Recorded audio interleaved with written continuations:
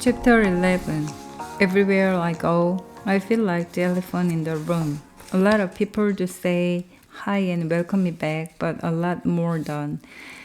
Fiona notices it too, whispering, maturity check, in my ear when people pretend that I'm not there.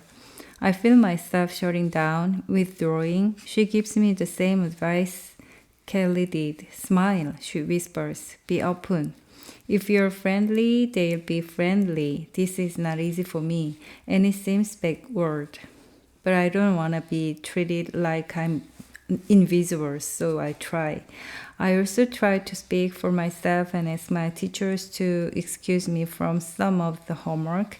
They are all very nice about it, but what's left is still overwhelming, especially since I'm also diving into the middle of new lessons and new homework assignments. After science class is over, Mr. Vedder returns my assignment list, and I'm surprised to see that instead of having me do a big project, he's allowing me to submit a 500 words essay, and he's whittled my worksheets down to 3. I wish I could excuse you from all of it, he says as I'm checking it over. What's left is the bare minimum for the curriculum. I'm so relieved to be excused from the project that I gush. No, this is great. You have no idea how much this helps, Mr. Vedder. He gives me a kind smile. I'm just glad you're back, Jessica. Anything you need, you just ask, okay? I nod and thank him and tell him to have a nice weekend. But as Fiona starts pushing me toward the door, he asks, what are your parents doing with all this? The question's quiet. Like he's not really sure he should be asking but can't seem to help himself. It's also the first truly personal question I've been asked all day, and an odd one because Mr. Vedder doesn't even know my parents. My skin prickles. Why is he asking me this? What business is it of his?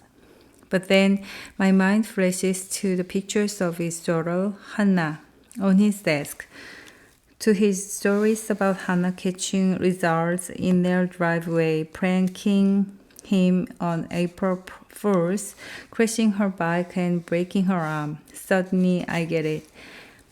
He doesn't know my parents, but he is a parent. So I tell him the truth. It's hard, I say softly, ups and downs, just like me. He nods, then takes a deep breath and lets it out as he says, I can't even imagine. On our way down Mr. Vedder's ramp, Fiona whispers, that was awkward. It was fine, I tell her. It's lunchtime and I'm famished, but Fiona's not heading toward the courtyard. She's steering me away from it. Hey, where are we going? I ask over my shoulder. To lunch, she says with a mischievous grin. Lunch is located in Coach Cairo's portable classroom. Lunch consists of pizza, salad, cupcakes, soda, cookies, and licorice. Lunch is decorated with balloons and streamers and welcome back Jessica written all over the whiteboards. Lunch is gathering of runners and friends and coaches. Surprise! They all shout and blow party horns and shower me with confetti. Lunch makes me cry. I suddenly realize how much I miss these people. It's not just running. It's a team. You guys are the best. I finally choke up, wiping the tears away. Someone starts up with, for she's a jolly good fellow, which makes absolutely no sense, but it doesn't matter. And then someone shouts, Speech, like I've done something great instead of survived something awful. I shake my head and wave off that crazy idea and simply say, eat. Everyone laughs and dives for food because, come on, when is a runner not hungry? As Fiona delivers me a plate with salad and a slice of pepperoni pineapple, Cara pulls up a desk beside me and says, "You have no idea how much we've missed you."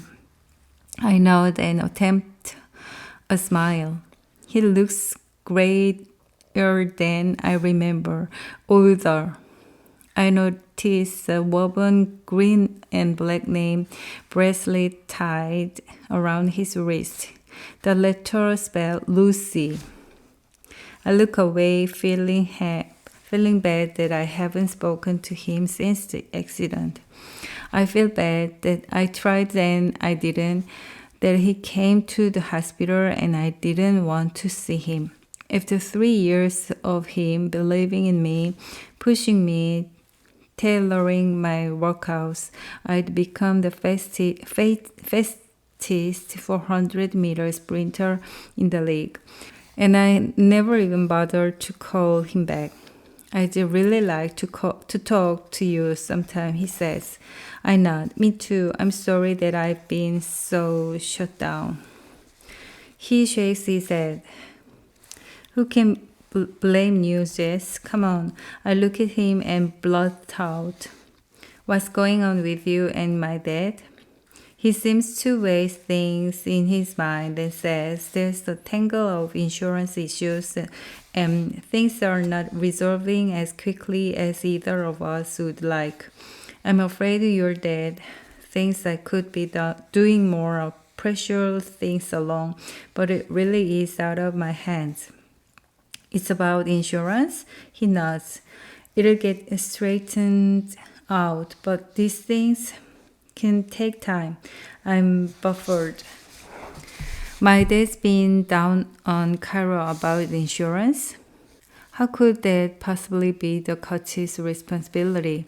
But then I start wondering, so who paid for the hospital, or the ambulance, or the physical therapist, or the wheelchair, or the crutches, or the shrinker stocks, or the anything?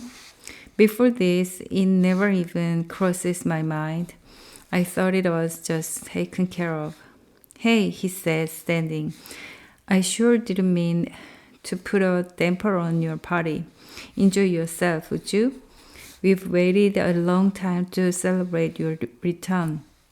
He turns to my teammates huddled around the food. Hey people, get over here and talk to Jessica or I'll make you do laps. When Cara barks, runners listen.